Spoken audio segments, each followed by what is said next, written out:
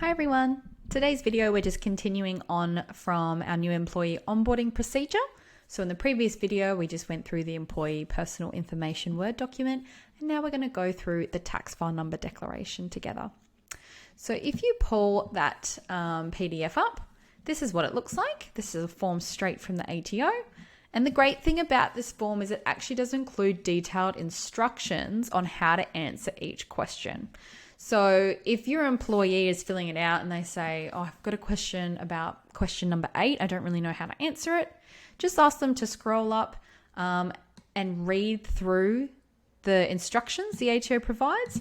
9 times out of 10, that will help them. But if they're still unsure, just tell them to reach out to us, or they can reach out to the ATO directly.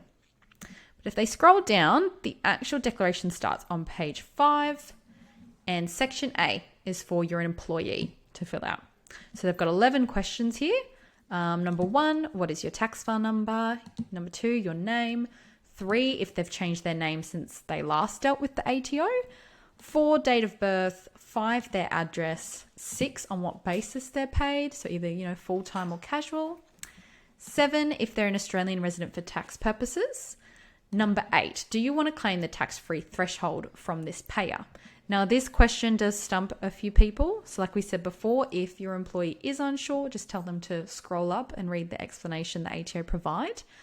But essentially, if this is your only job, you would want to claim the tax-free threshold. Unless your employee already has a second job and they're already claiming the tax-free threshold on that job, they would say no, because you can only claim it from one payer at a time. They would also select no if they're a foreign resident. But otherwise, just let them know, if they're an Australian resident and they only have one job, they definitely want to claim that. Question number 9, do you want to claim the seniors and pensioners tax offset? Number 10, do you want to claim a zone overseas force or invalid carers tax offset?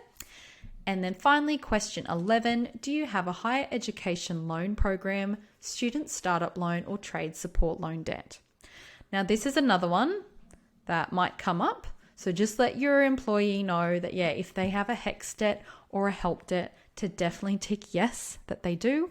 Otherwise, that can sting them a bit later. They then need to sign and date it. And that section is then complete.